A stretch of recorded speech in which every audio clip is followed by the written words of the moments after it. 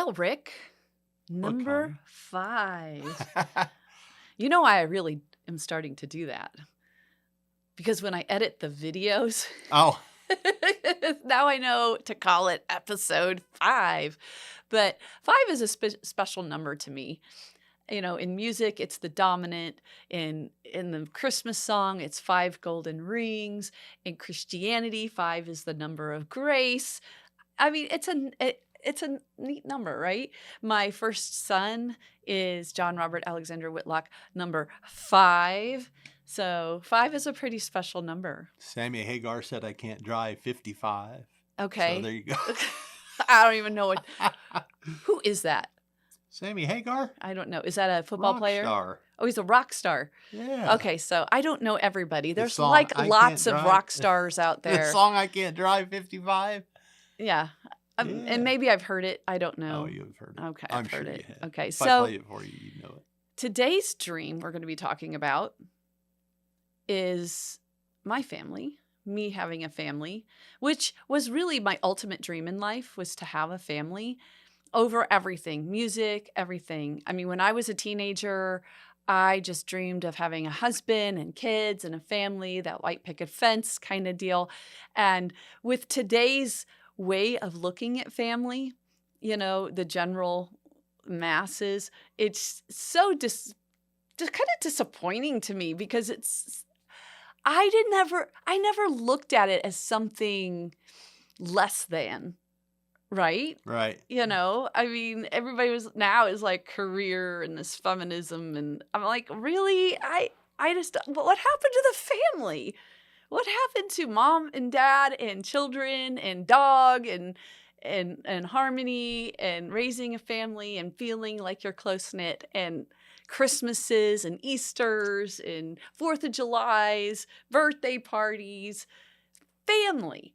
I love family, and I still love family. And last week you talked about your family. Yep. So, And we had a big extended family too. I got to grow up with a lot of people around. so did I. So that's different. I mean, my kids didn't get that here, you know. We had, I mean, I guess I shouldn't say they didn't get it here. It was different.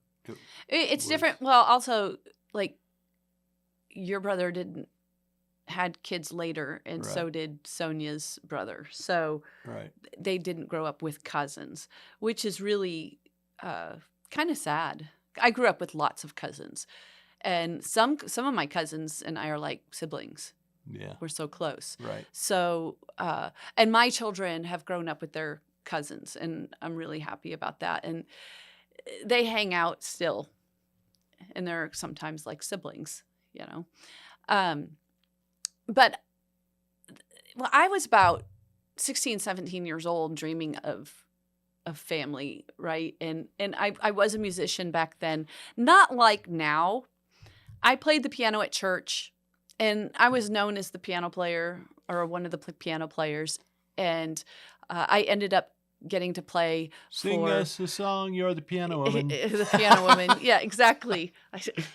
So anyway, so my problem back then is I really didn't know how to approach guys. It was super awkward. I mean, did you ever have teenage girls come up to you and like ask you out, or? No, I think the closest I had to that was like, it was middle school, and she sent her friend to give me a message, because it's one of those things. Yeah. You know? Yeah. It was just all super, super awkward. I was in my teenage years, I got saved when I was 14. And even before then, we had deep faith. And so Yeah. it was really tough to date and be that Christian, right? Because I don't know. I don't know what they thought of me. Maybe they thought I was too good, or they didn't measure up, or my standards might have been too high. I don't know. Actually, it might have been that I was very dominant as well. So so when I was 20, I dated somebody, and that didn't work out too well. That was short-lived, and it was just weird. And then after that, I was going to church, and I made some friends on the worship team. So Jenny and Ira. And we just got along so well. Jenny and I became best friends. And then one day she brought Bob to church. And I met him, and I'm like, as a single girl, I was always like, yeah, no. And he was, yeah, no. He had this jean jacket on, and he was trying to grow a beard, right? And he looked younger than his brother, who was like 6 years younger, And so I'm just like, yeah, no. But for the next 6 months, I kept having dreams that I was marrying him. And they were stress dreams, people. Because I had already said, yeah, no, he's not. No. He's not on my list. And so that June, I went to kind of the, what do you call it? The, young people, youth. It was a youth thing. I was 20, 21 years old, and I helped with the youth. So Yeah. I was there, and his sister and brother brought him. And for some reason, I don't know, they were having watermelon fights, and he threw watermelon at me, and I'm like, okay, maybe I could go for him. I don't know. We'll see. And we hung out that summer a little bit, dated for 2 weeks, and then he went to Youth on a Mission. Youth with a Mission? On a Mission? I don't know. I don't know what that was called. YWAM. YWAM. Yeah. So Youth with a Mission. with a mission, yeah. So he went there for about six months, and we wrote letters. He called once, but there was really no commitment, and some weird things had happened all the way up to. I don't know how much to even reveal. You know what I mean? I don't even know how much to reveal here. We want it all. I mean, it's all just of it. it's just like, how many details do you go into? They're not like, scathing or anything. It's just, I don't know how many details to say, right? But we were the 3 days before he left, we were very cozy physically, holding hands and, kind of cuddling. And so in the airport, I kissed him goodbye. And then I get this letter. I hope you don't think it meant anything. I'm like, what? All right. Yeah, I know, right? It's like, well, okay. Like, I kissed you for one thing. And so he was just like super worried. And I'm like, I don't know. So then he came back, and it was just super awkward. Everything was just super awkward. And then we were getting close, and we started kind of dating, but he wouldn't call it dating. We were friends. So we're friends that hold hands and cuddle. And Like, I don't do this with your sister and go to places together, right? So I don't know. He was just like super spiritual and trying to, he was trying to please God, which is honorable. Yeah, And absolutely. so, Absolutely. so, but we fought. Like, we fought a lot. Yeah, we butt heads. I mean, it was probably mostly me too. Trying to imagine that. Yeah, I mean, I'm sure it was mostly me. But we were both very headstrong, and, but he ended up, proposing anyway. Yeah, I remember one of those after I met Sonia that I forget what it was even about, and she stormed off in a huge huff, and I thought, well, I lost that one. But then it was like the next day, everything. You mean you lost Sonia? Yeah, lost her. Well, he kept thinking he was going to propose, and then we would fight, and he goes, "Yeah, never mind," And then I guess he was in a car with his sister complaining about the way we fight, and then he says, "Well, I wonder what Connie's doing," and she's like, "Really, really?" Yeah. So he just That's how it decided. works. He decided, well, I want to be with her no matter what. So, so we fought for the next 8 years.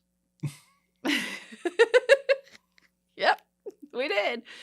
We had a good life. I mean, it was really, really happy, but then there were times where we just fought hard, Right. and we were immature. We did not know how to engage. We just didn't know. And just found out later through some counseling that we communicate differently. Yeah. You know, he'll say this over here and I'll get offended thinking he's saying this when he's really saying this. And it's the same thing going back to him. And, but yeah, I don't know if you guys have that. Do you have this communication barrier? I mean, we had to learn, like you said, you had to learn. So like I said something and she'd be upset. It's like, why are you upset? Well, because you said this. It's like, that's not what I said. Yeah. Well, that's the way I took it as it meant. It's like, Yeah. oh, well, that's not what I meant. Yeah. And you have to learn how. Yeah. I mean, there's a great deal of learning the other person. Absolutely. Well, and learning about yourself too. Yeah. Because one of the things I really had to do to get through was to realize that every negative encounter was not a battle to choose, a hill to die on. Right. In immature me, everything was a battle, and you don't agree with me, so everything's falling apart, you know? So that was like the first stage. It's just like, okay, learning how to negotiate, learning how to sit down, and you might not get, you know, everything you want, and you might not get anything you want. You really have to decide whether it's worth it, right? On both sides. And he was there too. He was in the same mindset. So that's a plus, right? Not everybody has that, and I get that. I'm very fortunate to have a husband that has a give and take, right? And knows how to negotiate. And we actually learned how to negotiate and then taught our children how to negotiate, and they are able to be in their partnerships with their spouses and negotiate. And it's not easy. It's a dying to yourself. Absolutely. I mean, you basically have to be willing to not get everything you want, but you will get everything you need. But, you know, they might not think exactly like you. They might not. I remember he wanted to paint the basement. We were renovating the basement. He wanted to paint it orange and purple. And I'm just like, that was a battle I chose. I'm like, this isn't happening. Good choice. Orange and purple. Good choice. And I'm trying to think, what is orange and purple? We went back and forth for about 6 months, and then finally I won. So I'm like, okay, you could pick one, but and if it's orange, it has to be a certain shade, not orange, you know. Yeah. So it not ended orange, up being skin orange. Ended up being green. So that's fine. It's still green. It needs to be repainted. It's not going to be orange though. Purple's fine. I can do purple.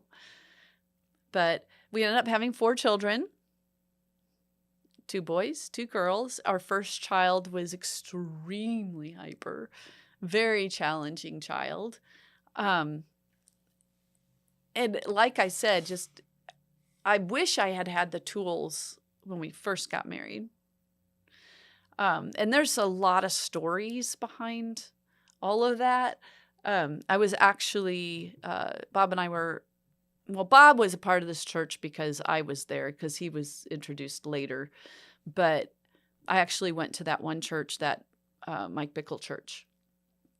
And so I didn't really, what do I say? There was a lot of good people there. I know there's a lot of things going on now that, you know, around. Right. Yeah, you know what I mean? But there were a lot of good people there. I had a lot of good experiences there. But one of the things that I feel that was missing was getting the family ready to be a family. They were good at a lot of other things, and then they were terrible at a lot of things. So, you know, and you could go look all that up somewhere else, but I will not comment on that. But we made a lot of friends. My music history comes from that that church, and so there was a lot of great things. And I met my husband there, so that I was know a good. guy over there. He actually came from South America. Said God was leading him here for a missionary, and he does what was the prayer room where they have the music all the way around the whole time, or Yeah, 24/7. the Yeah. 24/7. He's in that. Well, That's interesting. when they started that, we were out by then. Yeah. So we were never a part of Yeah. that. I I went there. I was invited there at like the first month or something like that, and I showed up late, and they're like, "Oh, you can't be late." And I said, "Well, I had a flat tire," and I'm like, "Well, you can't be late," and I'm like, "Well, then," and I had kids. It You was talk like, to God about my flat tire. well, maybe I'm not supposed to be here, you know. And so it just wasn't practical. I mean, I love music. I love worship music. I love church music. And so, and I did go on to lead worship at other churches and had some really, really great experiences. And some others that weren't, you know, life comes with everything, right? It's a mixed bag because there's people involved. There's people probably think that about me, you know? I mean, I'm probably one of the nuts in their salad. I don't know. I don't know. But but that all happens with people, right? But my dream did come true. We were down here. And how many years you guys been together now? We've been 32 years in December 12th. Yeah. Yeah. And I would say, you know, we've had our problems. It was in the 12th year we had problems and had to have counseling. And but since then, it's just been harmonious. Yeah. And see, mine, you remember from mine was the unresponsible youth. So our problems were, we had the first year or so was good, but then it kind of deteriorated over the first 7. And then it was pretty harsh for the first 8 years. It was, I mean, it was, gosh, I can't even explain it. And I know I'm not the only one. So I'm confident to say this. I've heard that before. Well, and so you're saying 8. I'm saying it was around 7. Oh, right. There is something about there. That, figuring some things out. Well, you know what happened in year 8? I was in a church service, and they talked about fighting, right? And they were talking about relating it to an adult temper tantrum. And I'm just sitting there going, well, I don't, and I realized that was true. I want my way. No. I realized that was true. So I stopped fighting. So then we had another 4 years of hardly any communication, and it was breaking down pretty fast. Yeah. So, you know, fighting can be good, but our fighting was not. Right. So I stopped. And but then in year 12, things took a turn, and a turn enough to where we, you know, got some counseling. And I could tell that story. Would you like me to tell that story? Yeah, absolutely. I think it's a really different story, right? Okay. So so I at the time just thought, you know, we were thinking, we didn't even know where our marriage was going to go at that point. And I'm like, I'm not at fault here. This is your problem. Right? And so he went to one of the pastors and said, you know, what do I do about this? And and this guy had given him a list of counselors. And so he came home and showed me the counselors, and I looked through them. I know him. No, I couldn't be anybody I knew. So I said, how about this one? This one's fine. I don't know him. So he's like, okay. And so he called him, and then I said, but I'm not going. This is your deal. This is your deal. So he called back, and Bob turned to me and said, he wants to see both of us. I'm like, fine. I was so Fine. fine. That was one That's of those those deadly words. words, yeah. Yeah. He was looking up deadly words women say. Yeah. Fine. Fine. So, yeah, you don't want to know what it means. So, anyway, we'll just keep that for the I think most people know what it means. fine. So I picked up Maggie. Maggie was about 9 months old. And afterwards, we were going to go to Walmart. So he got off the phone with him. He made an appointment. And I was just so depressed, just ultra depression. And we went to Walmart and Bob was like, "Are you okay?" I'm like, I don't know. And we're in there and I see this guy and I'm like, I don't know who he is. But for some reason, I'm just like, it's like, maybe I know him. Maybe I don't know him. I don't know. I just wanted to be away from him. So I got away from him and I went to the milk section.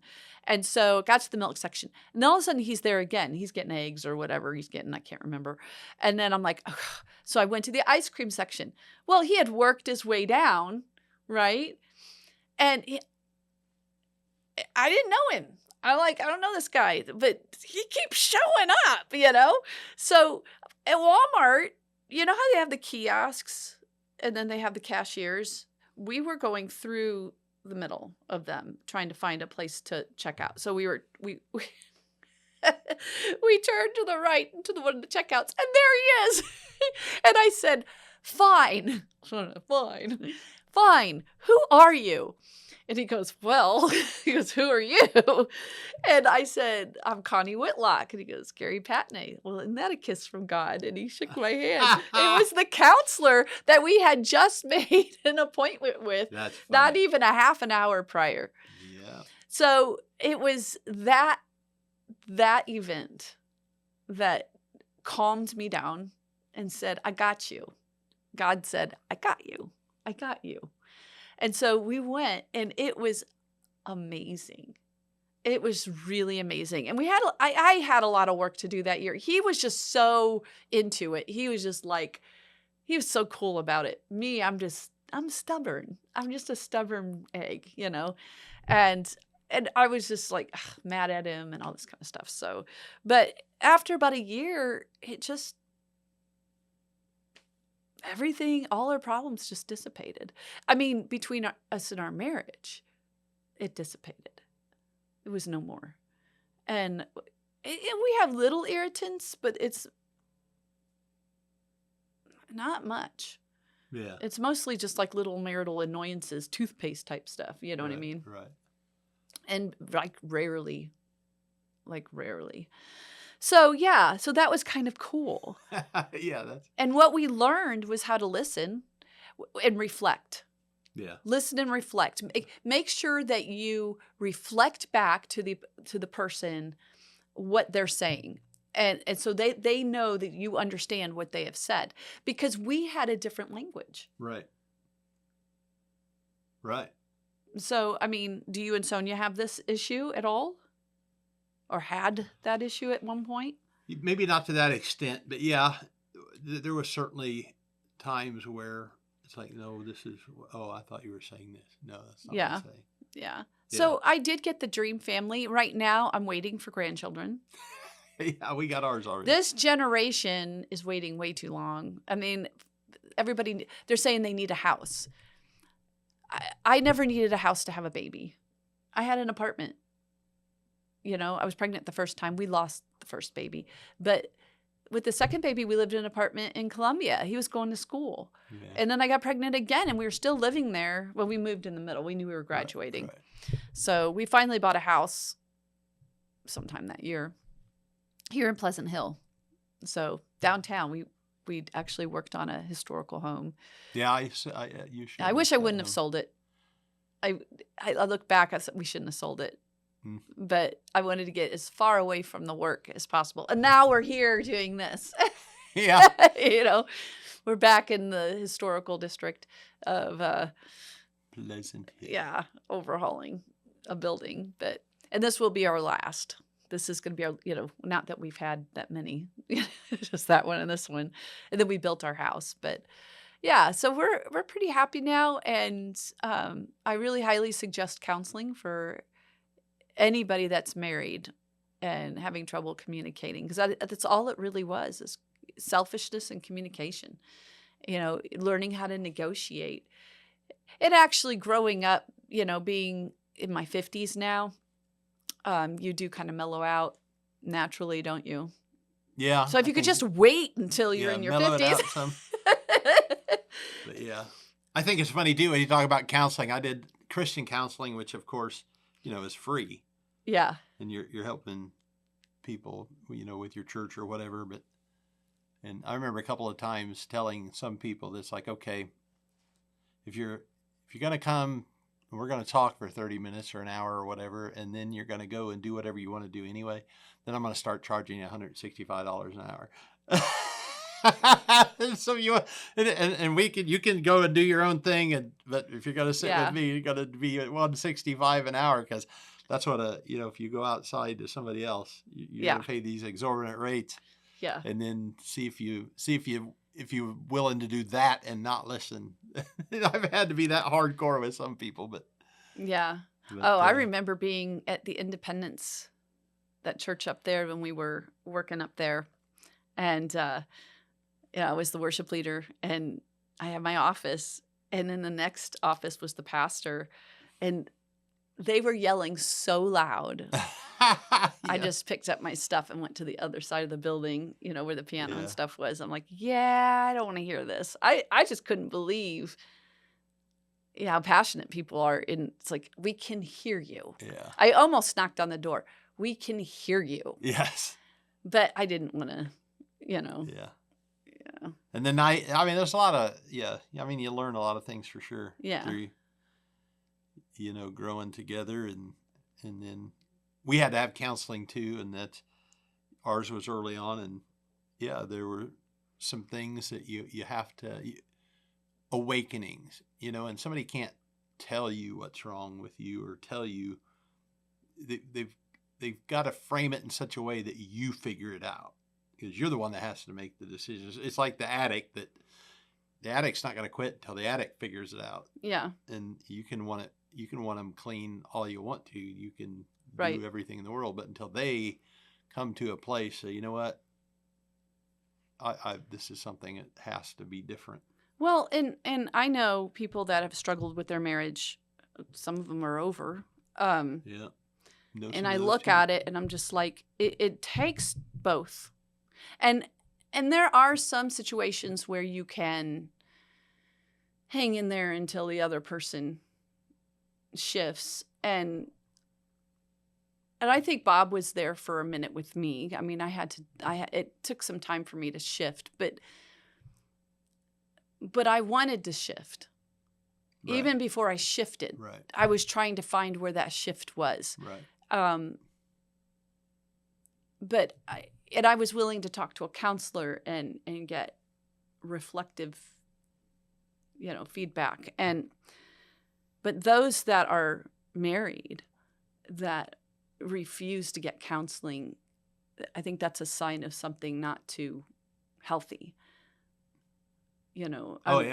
Absolutely. I know a couple from like 30 years ago who... certainly it references a pride element.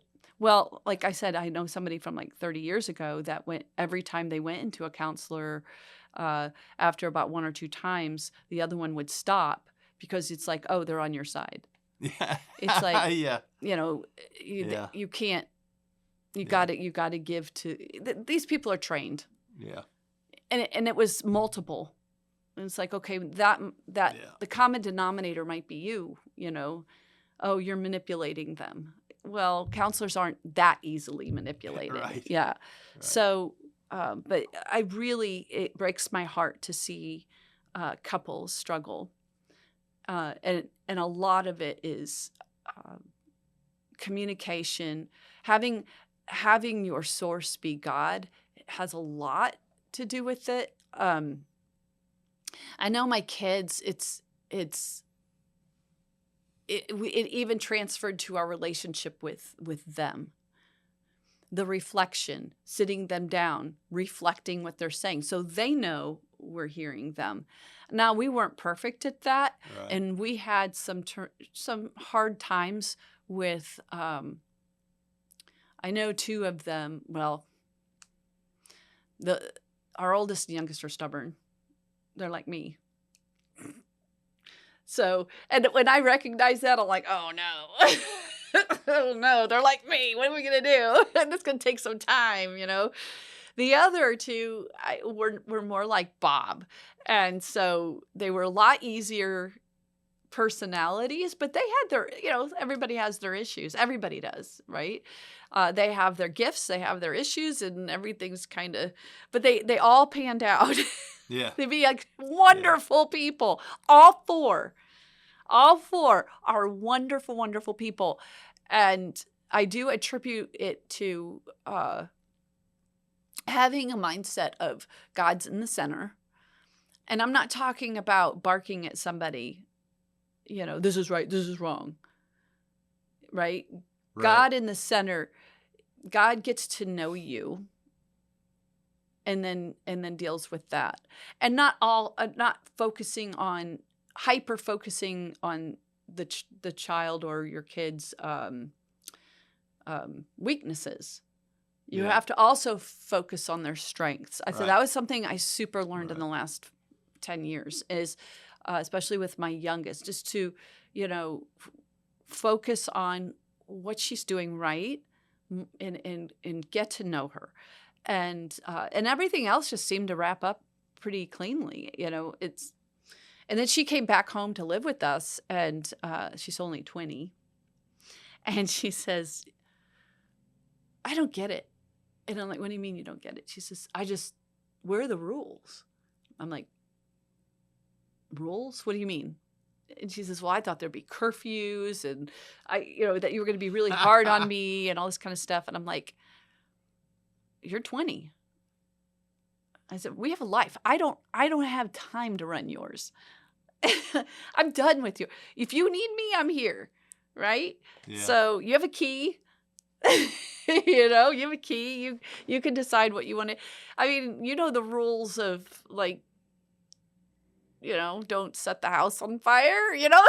I don't know. Yeah. You know better. You know the way I do things in the kitchen and everything. So, yeah. But she's a blessing.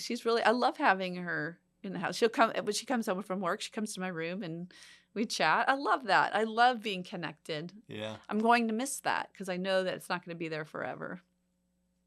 Yep. So. Emptiness. So, they do come. Any questions before we go to the Patreon? No, I think it's a great story. I love hearing he's heard all of this before.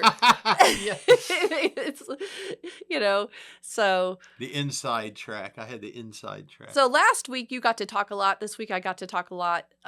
So it was fun. We'll have to pick a dream that we both kind of zero in on next time. Next time I'm hoping to have Bree here from Heirloom Farms. We're trying to get her on here. I have a couple others that we are I've got on our some list. People in mind as well. So we are going to start having guests, and I'm excited about that. Yes. Yeah. So I hope you weren't too bored with my story, my dream of having a family, but that was my family, and I'm proud of them. I love them dearly. So we're going to do the Patreon thing now. So Linda, this is for you. But if you've gotten to this point, you might be interested. I think it's like $4 a month supporting us on Patreon. We really would love that. It helps us do what we do. Yeah, we'd like to get some more songs and get into studio again. Yeah. So, tell your friends. Some out there. Exactly.